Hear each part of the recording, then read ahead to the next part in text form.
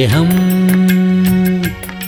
ദിവ്യസ്നേഹം, സ്നേഹം, ദിവ്യസ്നേഹം. സങ്കീർത്തനം 91 വായിക്കാം. അതിൻ്റെ 5-ാമത്തെ വാക്യം. രാത്രിയിലെ ഭയത്തെയും പകൽ പറക്കുന്ന അസ്ത്രത്തെയും, അസ്ത്രങ്ങൾ എൻ്റെ കൽപ്പനകൾ അനുസരിച്ചാൽ, എൻ്റെ ഇഷ്ടം ചെയ്താൽ, ഞാൻ പറയുന്നത് പോലെ നിന്റെ ജീവിതത്തിൽ നീ പാലിക്കുകയാണെങ്കിൽ ഈ മിസ്രൈമ്യർ നിന്നിലേക്ക് വരാതിരിക്കത്തക്കവണ്ണം ഞാൻ കാക്കുമെന്ന് പറഞ്ഞു. ഇത് പാപത്താൽ വന്നതായ മിസ്രൈമിൻ്റെ രോഗമാണ്. മനുഷ്യർ പാപം ചെയ്തത് മൂലമുണ്ടായതായ ഒരു വ്യാധിയാണ്. ദൈവം മനുഷ്യർക്ക് കൊടുത്ത ഒരു രോഗമല്ല ഇത്.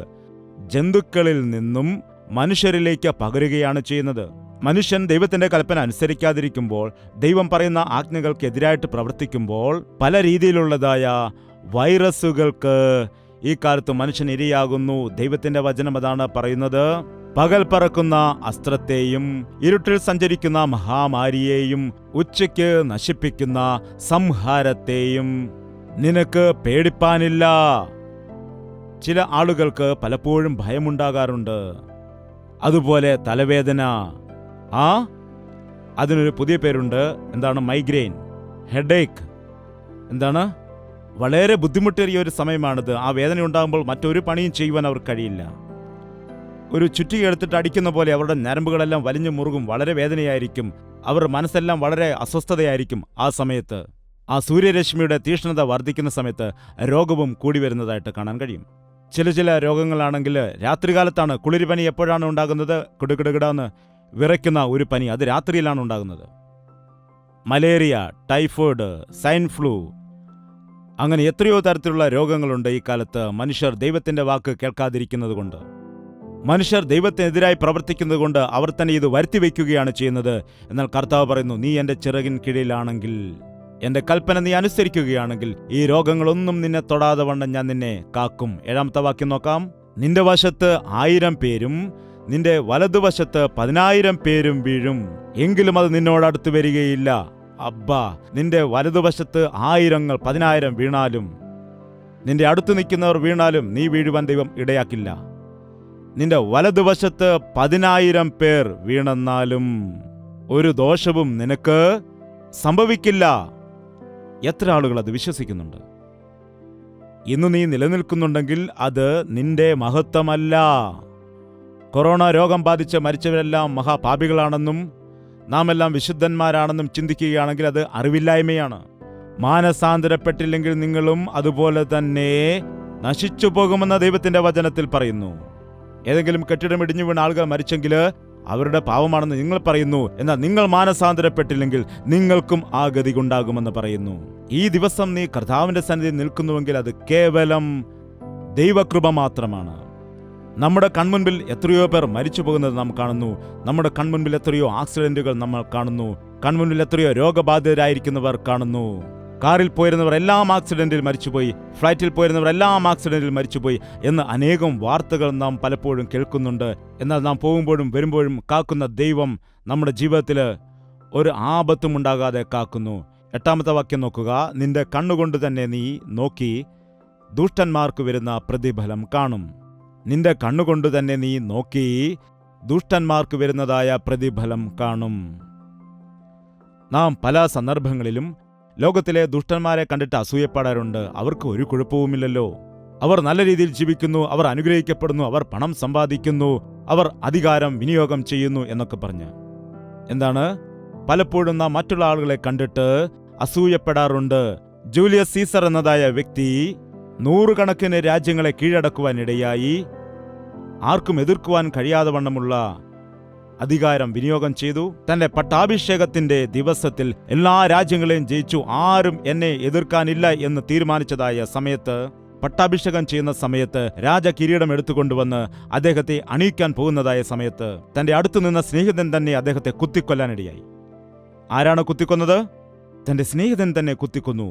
ശ്രദ്ധിക്കോ, ഒരുവൻ സർവ്വലോകത്തെയും നേടുകയും തന്റെ ആത്മാവിനെ നഷ്ടപ്പെടുത്തുകയും ചെയ്യുകയാണെങ്കിൽ അവന് എന്തു പ്രയോജനം? നെപ്പോളിയൻ യൂറോപ്യൻ ഭൂഖണ്ഡത്തെ മുഴുവനും കിടുകിട വിറപ്പിച്ചവൻ, അനേകം രാജ്യങ്ങളെ കീഴടക്കിയാൾ, ആർക്കും എതിർക്കുവാൻ കഴിയാതെ വണ്ണം, ജയിക്കാൻ കഴിയാതെ വണ്ണം ഭരണം നടത്തിക്കൊണ്ടുപോയ വ്യക്തി. എന്നാൽ തൻ്റെ അന്ത്യ നാളുകളിൽ സ്വന്തം ആളുകളാൽ തന്നെ ദേശത്തു നിന്ന് തള്ളപ്പെടുവാനിടയായി. രാജ്യത്തിൽ നിന്ന് പുറത്താക്കപ്പെട്ടതിന് ശേഷം ആരും ആശ്രയമില്ലാതെ, യാതൊരു ഗതിയുമില്ലാതെ അങ്ങനെ അവസാനം മരിക്കുവാൻ ഇടയായി. അതുപോലെ തന്നെ നമുക്കറിയാം, അലക്സാണ്ടർ ചക്രവർത്തിയെ പ്രപഞ്ചത്തിലുള്ള സകല രാജ്യങ്ങളെയും ജയിച്ച് ഇനിയും ജയിക്കുവാൻ ഒരു രാജ്യവുമില്ല എന്ന് പറഞ്ഞതായ ഒരു വ്യക്തി. എന്നാൽ ഒരു ദിവസം ഒരു ഉറുമ്പ് കടിച്ചിട്ട് ആ ഉറുമ്പിന്റെ വിഷം ശരീരത്തിൽ കയറുകയും അതുമൂലം പിന്നീട് മരിക്കുവാനും ഇടയായി. അലക്സാണ്ടറിനെ എല്ലാവരും ഭയപ്പെട്ടിരുന്നു. എന്നാൽ അലക്സാണ്ടർ ഉറുമ്പിനെ ഭയപ്പെട്ടിരുന്നു. എന്താണ്? ചെറിയൊരു പ്രാണി കടിച്ചിട്ട് മരിക്കുവാനിടയായി. മരിക്കുന്നതിന് മുൻപ് പറയാനിടയായി, എന്നെ സംസ്കരിക്കാൻ കൊണ്ടുപോകുന്ന സമയത്ത് എൻ്റെ കരങ്ങൾ രണ്ടും പെട്ടിയിൽ വെളിയിലേക്കിടണം. ലോകത്തെ മുഴുവൻ, പ്രപഞ്ചത്തെ ജയിച്ച അവനായ അലക്സാണ്ടർ ഇപ്പോൾ വെറും കൈയോടുകൂടി ലോകം വിട്ടു പോകുന്നു എന്ന് എല്ലാ ജനത്തെയും അറിയിക്കണമെന്നും പറയാനിടയായി. നഗ്നരായിട്ട് തന്നെ നാം ഈ ലോകത്തിലേക്ക് വന്നു, നഗ്നരായിട്ട് തന്നെ മടങ്ങിപ്പോവുകയും ചെയ്യും. ശ്രദ്ധിക്കുക, നമ്മുടെ കൺമുൻപിൽ തന്നെ അനേകം ആളുകൾ നാം കാണുന്നതാണ്. അവർ രാവിലെ പൂവിട്ട് വൈകുന്നേരം വാടിപ്പോകുന്ന ചെടി പോലെയാകുന്നു. അവരുടെ സൗന്ദര്യം കണ്ടിട്ട് അവർ നല്ലതായിരിക്കുന്നു എന്ന് നാം വിചാരിക്കുന്നു. മൈക്കിൾ ജാക്സൺ, അദ്ദേഹത്തിന്റെ ആകർഷണത്തിൽ എല്ലാ ജനവും അവങ്കിലേക്ക് എത്തിയാനിടയായി. കൈകളുടെയും കാലിന്റെയും മുഖത്തിന്റെയും ഒക്കെ ചലനങ്ങളിൽ അനേകർ ആകർഷണപ്പെട്ടു. എന്താണ്? ലോകം മുഴുവൻ നോക്കുമ്പോൾ എത്രയോ ആളുകളാണ് അദ്ദേഹത്തിന്റെ ഫാൻസായിട്ട് അദ്ദേഹത്തെക്കുറിച്ച് അഭിമാനിക്കുന്നത്. എത്രയോ പണം സമ്പാദിക്കാനിടയായി, എത്ര ഏക്കർ കണക്കിന് വസ്തുവകകൾ സമ്പാദിച്ചു കൂട്ടി. ഞാൻ കാലിഫോർണിയയിൽ ചെന്നതായ സമയത്ത് കാണുവാനിടയായി. ഇടയ്ക്കാണ് അദ്ദേഹം മരിച്ചത്. ഞാൻ കാറിൽ സഞ്ചരിച്ചു കൊണ്ടിരിക്കുന്ന സമയത്ത് ഒരു വ്യക്തി എനിക്ക് പറഞ്ഞു, ഇതാ ഈ കാണുന്ന സ്ഥലം അത്രയും മൈക്കിൾ ജാക്സന്റേതാണ്, അദ്ദേഹം സമ്പാദിച്ചു കൂട്ടിയതാണെന്ന് മനസ്സിലാക്കാനിടയായി. അതുകൂടാതെ ഒരുപാട് വസ്തുവകകൾ വേറെയും ഉണ്ടായിരുന്നു. ഒരു പ്രാവശ്യം ഒരാൾ അദ്ദേഹത്തോട് ചോദിച്ചു, നിങ്ങൾക്ക് സകലതുമുണ്ടല്ലോ, എന്താണ് അങ്ങേക്ക് കുറവായിട്ടിരിക്കുന്നതെന്ന്. അപ്പോൾ അദ്ദേഹം മറുപടി പറഞ്ഞു, എനിക്ക് സമാധാനം മാത്രമില്ല എന്ന്, എനിക്ക് സംതൃപ്തിയില്ല, അതുകൊണ്ടാണ് ലഹരിക്ക് അടിമയായി മാറിയത്. അവസാനം കുളിക്കുന്നതായ ബാത്ത് ടബില് മരിച്ചു കിടക്കുവാനിടയായി. യൗവനകാലത്ത് തന്നെ 40 വയസ്സുകളിൽ തന്നെ മരിക്കുവാനിടയായി.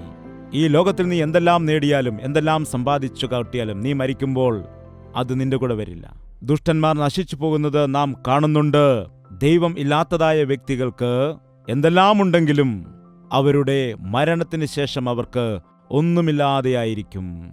ഏറ്റവും പ്രധാനമായി മരിക്കുന്നതല്ല പ്രധാനം, നാമും മരിക്കും, ദൈവദാസന്മാർ മരിക്കും, വിശ്വാസികൾ മരിക്കും, യുവജനങ്ങൾ മരിക്കും.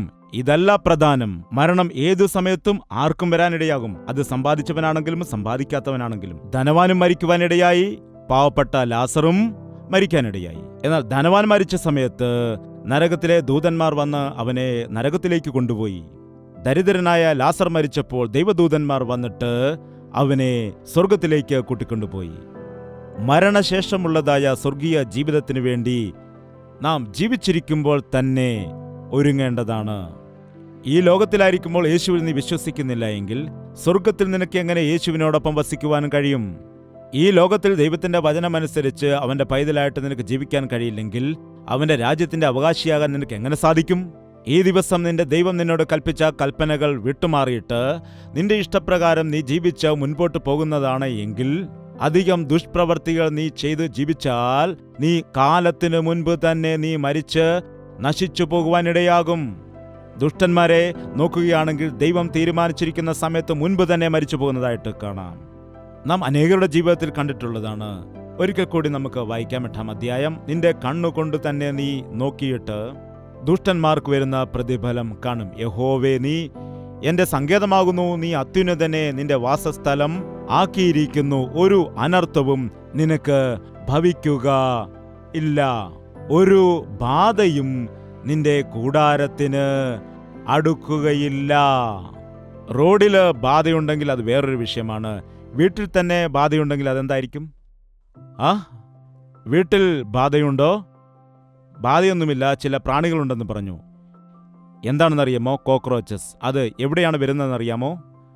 അത് ഡ്രെയിനേജിൽ കൂടിയൊക്കെ കറങ്ങി നടന്ന് അതിൻ്റെ ദേഹത്തെ അണുക്കളെയെല്ലാം പിടിപ്പിച്ചിട്ട് വീട്ടിലേക്ക് വന്നിട്ട് നീ ഉണ്ടാക്കി വെച്ച ചോറിൻ്റെ മേല്, ആഹാരത്തിൻ്റെ മേലെല്ലാം ആക്കി വെച്ചിട്ട് അത് പോകും.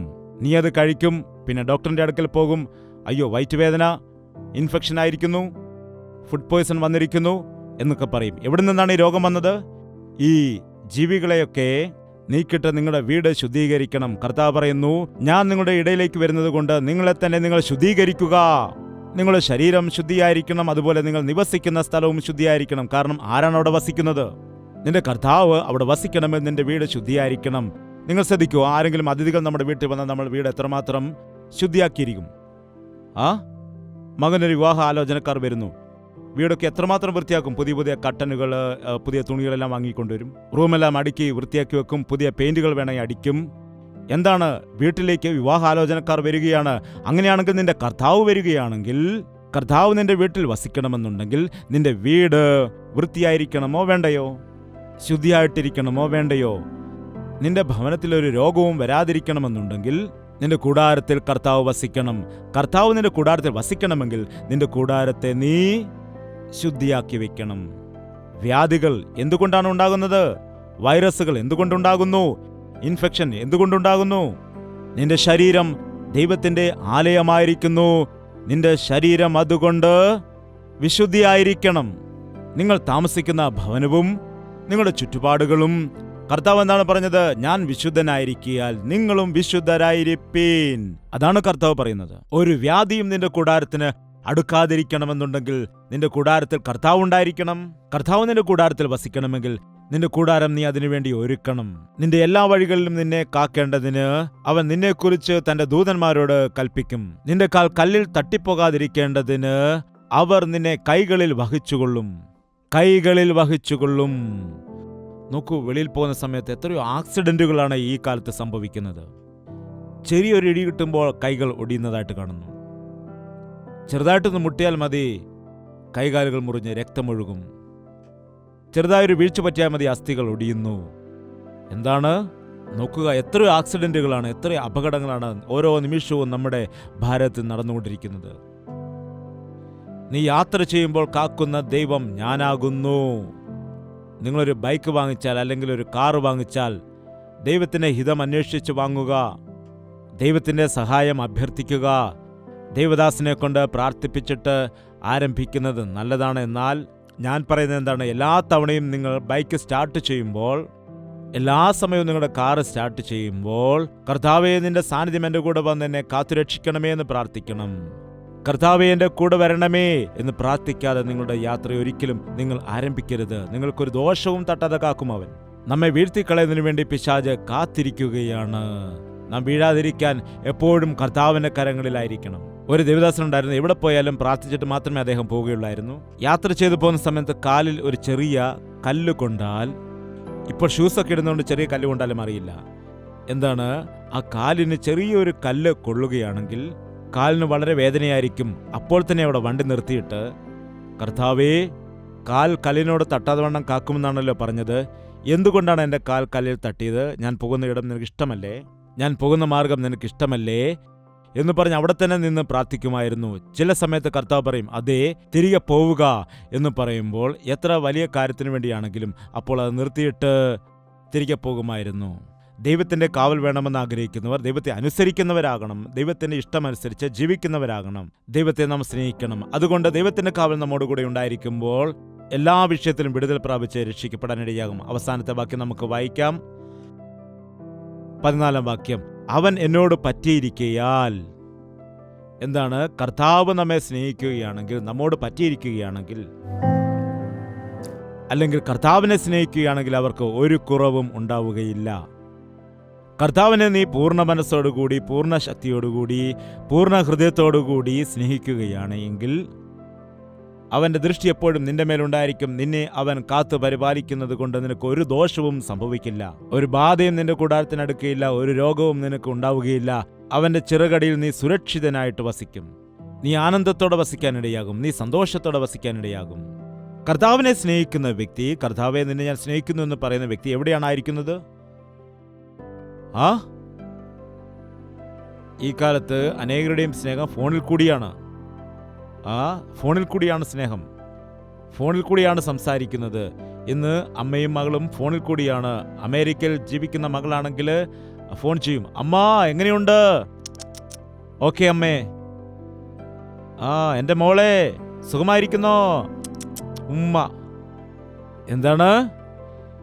ഭാര്യാഭർത്താക്കന്മാരും അങ്ങനെയാണ്. ഭാര്യ ഒരിടത്ത് ജോലി ചെയ്യുന്നു, ഭർത്താവ് മറ്റൊരിടത്ത് ജോലി ചെയ്യുന്നു. എന്തുകൊണ്ട് വിശേഷം? സുഖമായിട്ടിരിക്കുന്നു. നീ ഇല്ലാത്തതുകൊണ്ട് വളരെ വിഷമമാണ് എനിക്ക്. ബൈ. ഇന്ന് യേശുവിനെ അങ്ങനെയാണ് സ്നേഹിക്കുന്നത്. യേശു ക്രിസ്തുവേ, നിന്നെ എനിക്ക് ഒരുപാട് ഇഷ്ടമാണ്. കർത്താവേ, ഒരുപാട് ഇഷ്ടമാണ് കേട്ടോ, നിന്നെ ഒരുപാട് ഇഷ്ടമാണ്. ശരി, ഞാനിപ്പോൾ വരാം കേട്ടോ. അമ്മയെ സ്നേഹിക്കുന്ന കുഞ്ഞ് അമ്മയുടെ അടുത്ത് തന്നെ ഇരിക്കാനാണ് ആഗ്രഹിക്കുന്നത്, എപ്പോഴും അമ്മയുടെ കൂടെ നിൽക്കുവാൻ. അമ്മയെ കണ്ടില്ല എങ്കിൽ, എൻ്റെ ചെറുപ്പത്തിൽ ഞാൻ ഓർക്കുന്നു, അമ്മയെ കണ്ടില്ലെങ്കിൽ ഞാൻ കരയുമായിരുന്നു. എനിക്ക് 9-10 വയസ്സാകുന്നത് വരെ അമ്മയുടെ കയ്യിൽ പിടിച്ചു കിടന്നെങ്കിൽ മാത്രമേ എനിക്ക് ഉറക്കം വരികയുള്ളൂ. എനിക്ക് ശേഷം പിന്നെ 7 പേരുണ്ട്.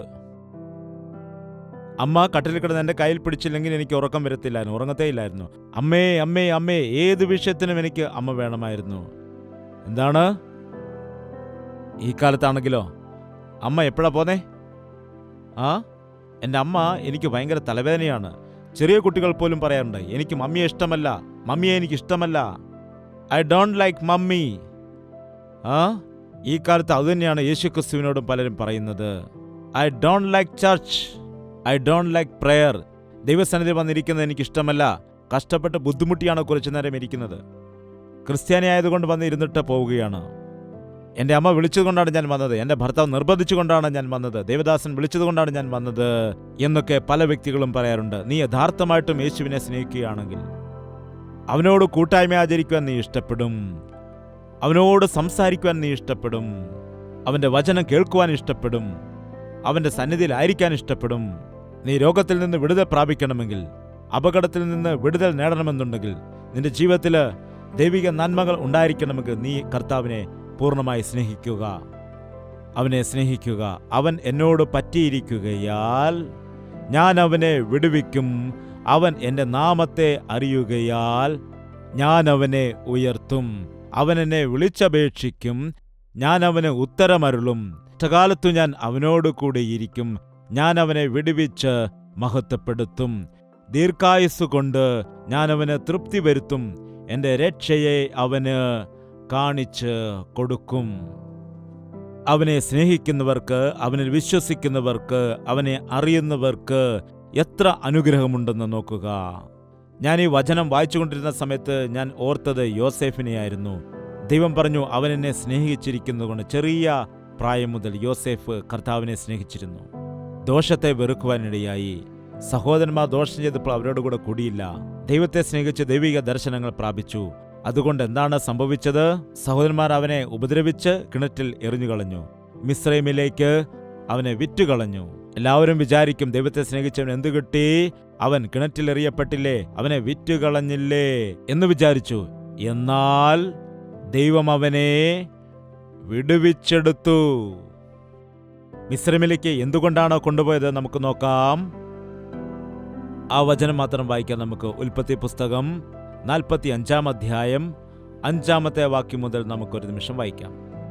എന്താണ് പറയുന്നത്? എന്നെ ഇവിടെ വിറ്റതുകൊണ്ട് നിങ്ങൾ വ്യസനിക്കേണ്ട, വിഷാദിക്കുകയും വേണ്ട. ജീവരക്ഷയ്ക്കായി ദൈവം എന്നെ നിങ്ങൾക്ക് മുമ്പേ അയച്ചതാകുന്നു. നോക്കൂ, എന്താണ് പറയുന്നത്? എന്താണ് പറയുന്നത്? എന്നെ വിറ്റുകളഞ്ഞതുകൊണ്ട് നിങ്ങൾ വിഷമിക്കേണ്ട. നിങ്ങൾ എന്നെ അസൂയ കൊണ്ടാണോ വിറ്റുകളഞ്ഞതെന്ന്? നിങ്ങൾ എന്നെ വെറുത്തതുകൊണ്ട്, എന്നെ ബുദ്ധിമുട്ടിക്കുന്നതിന് വേണ്ടി ആയിരിക്കാം വിറ്റുകളഞ്ഞത്. എന്നാൽ എൻ്റെ ദൈവം നിങ്ങളുടെ ജീവരക്ഷയ്ക്ക് വേണ്ടി ആദ്യം തന്നെ എന്നെ ഇവിടേക്ക് അയച്ചതാകുന്നു. 7-ാം വാക്യം കൊണ്ട് വായിക്കാം. ഭൂമിയിൽ നിങ്ങൾക്ക് സന്തതി ശേഷിക്കേണ്ടതിനും വലിയൊരു രക്ഷയാൽ നിങ്ങളുടെ ജീവനെ രക്ഷിക്കേണ്ടതിനും ദൈവം എന്നെ നിങ്ങൾക്ക് മുമ്പേ അയച്ചിരിക്കുന്നു. നിങ്ങൾ എന്നെ വിറ്റുകളഞ്ഞതല്ല, എൻ്റെ ദൈവം എന്നെ ഇവിടേക്ക് അയച്ചതാണ്. എന്താണ്? അവൻ എന്നെ സ്നേഹിക്കുന്നത് കൊണ്ട് എനിക്ക് ദോഷമായി വന്നാലും അവനത് നന്മയ്ക്കായി മാറ്റും. ദൈവം എന്നെ സ്നേഹിക്കുന്നത് കൊണ്ട് മനുഷ്യർ എനിക്ക് എതിരായിട്ട് തന്ത്രങ്ങൾ മെനിഞ്ഞാലും ദൈവം അത് അവൻ്റെ പദ്ധതിയാക്കി മാറ്റി ഉയർത്തും. ദൈവത്തിൽ ആശ്രയിക്കുന്നവർ ലജ്ജിക്കില്ല. ദൈവത്തിൽ വിശ്വസിക്കുന്നവർ തളർന്നു പോകില്ല. ദൈവത്തിൽ വിശ്വസിച്ച് അവനിൽ ആശ്രയിക്കുന്നവർ ആരും തന്നെ വീണു പോകില്ല. ജീവിതത്തിൽ അവർ നശിച്ചു പോകില്ല. അവർ വീണു പോകില്ല. അവർ അനേകർക്കും അനുഗ്രഹമായി തീരുകയാണ് ചെയ്യുന്നത്. അനേകർക്ക് നിങ്ങളുടെ ജീവരക്ഷയ്ക്ക് വേണ്ടിയാണ് എന്നെ കർത്താവ് ഇങ്ങോട്ട് അയച്ചതെന്നാണ് പറഞ്ഞത്. അതുമാത്രമല്ല, യോസേഫിനെ എത്രത്തോളം ദൈവം മിസ്രൈമിൽ വെച്ച് അനുഗ്രഹിച്ചു നമുക്ക് വീണ്ടും ശ്രദ്ധിക്കാം. 91 സങ്കീർത്തനം. അവൻ എന്നെ വിളിച്ചപേക്ഷിക്കും, ഞാൻ അവന് ഉത്തരമരുളും.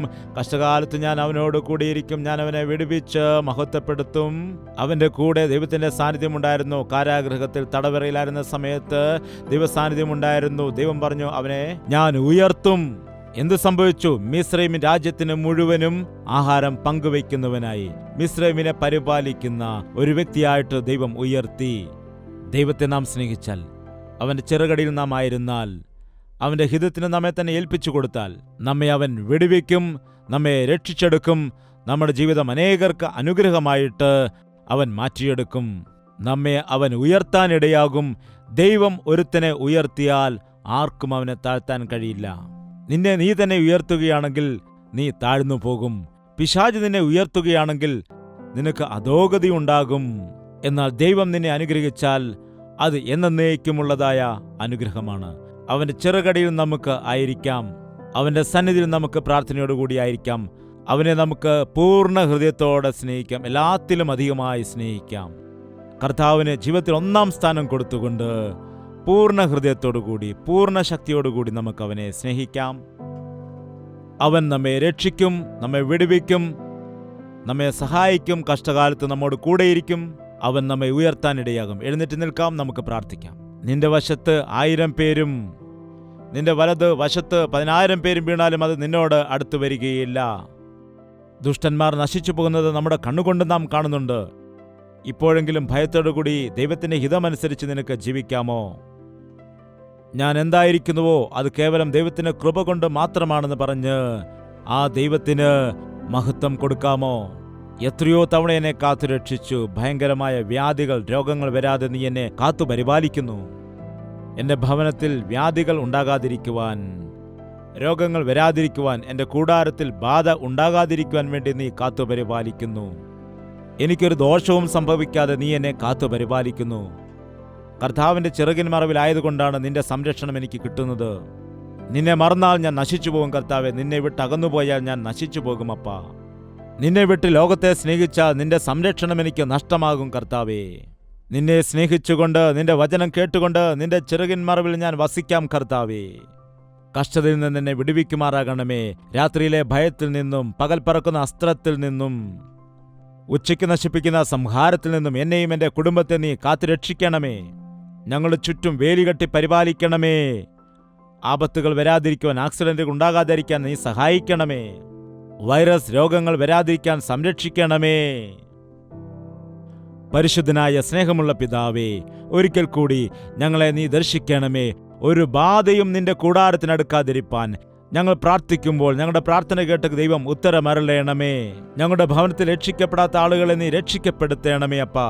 പിശാചിന് ഞങ്ങളുടെ ഭവനത്തിൽ ഇടം ലഭിക്കാതിരിക്കുവാൻ, പരിശുദ്ധാത്മാവിന്റെ പ്രവൃത്തി വീട്ടിൽ വെളിപ്പെടുവാൻ ഞങ്ങളുടെ കുടുംബത്തിന് ചുറ്റും നീ വേലി കെട്ടുമാറാകണമേ. ഇത്രത്തോളം നീ ചെയ്ത സകല നന്മയ്ക്കും വേണ്ടി നിന്നെ സ്തുതിക്കുകയാണ്. അന്ത്യം വരെ വിശ്വസ്തയോടെ നിൽക്കുവാൻ ഞങ്ങൾ എല്ലാവരെയും നീ സഹായിക്കണമേ. ഇപ്പോൾ തന്നെ ആരെങ്കിലും ഏതെങ്കിലും രോഗത്താൽ ഭാരപ്പെടുന്ന വ്യക്തികളുണ്ട് എങ്കിൽ സൗഖ്യമാക്കുന്ന യഹോവ ഞാനാകുന്നു എന്ന വചനമനുസരിച്ച് നിന്റെ അത്ഭുത പ്രവൃത്തികൾ ഞങ്ങളുടെ എല്ലാവരുടെയും ജീവിതത്തിൽ കാണുവാനായിട്ട് സഹായിക്കണമേ. സകലവിധമായ അനാരോഗ്യത്തിൽ നിന്നും, സകലവിധ പിശാചിന്റെ തന്ത്രങ്ങളിൽ നിന്നും, സകലവിധമായ പിശാചിന്റെ ബന്ധനങ്ങളിൽ നിന്നും, പിശാചിന്റെ സകല അസ്ത്രങ്ങളെയും നസറേയനായ യേശു ക്രിസ്തുവിന്റെ നാമത്തിൽ ബന്ധിക്കുകയാണ് കർത്താവേ. സോഷ്യൽ മീഡിയകളിൽ കൂടി ഈ വചനം ശ്രദ്ധിച്ചുകൊണ്ടിരിക്കുന്ന എല്ലാവരുടെയും ജീവിതത്തിലുള്ളതായ സകല ബന്ധനങ്ങളിൽ നിന്നും വിടുവിക്കുമാറാകണമേ. അവൻ എന്നോട് പറ്റിയിരിക്കയാൽ ഞാൻ അവനെ വിടുവിക്കുമെന്നുള്ള വചനം ഞങ്ങളുടെ എല്ലാവരുടെയും ജീവിതത്തിൽ നടക്കുവാൻ നീ സഹായിക്കണമേ. നീ ഞങ്ങളെ മഹത്വപ്പെടുത്തുന്നത് വരെയും നിന്റെ ചെറുകിനടിയിൽ മറഞ്ഞിരുന്നു കൊണ്ട് നിന്റെ നാമത്തെ മഹത്വപ്പെടുത്തുവാൻ, നിന്നെ അനുസരിക്കുവാൻ ഞങ്ങളെ സഹായിക്കണമേ എന്ന് യേശു ക്രിസ്തുവിന്റെ നാമത്തിൽ അപേക്ഷിക്കുന്നു പിതാവേ. ആമേൻ. യേശുവേ യേശുവേ യേശുവേ യേശുവേ യേശുവേ യേശുവേ യേശുവേ യേശുവേ നിന്നെ നിന്നെ എന്നും ഞാൻ സേവിക്കും. നീ മാത്രം രാജാവെന്നും. നിന്നെ നിന്നെ എന്നും ഞാൻ സേവിക്കും. നീ മാത്രം രാജാവെന്നും.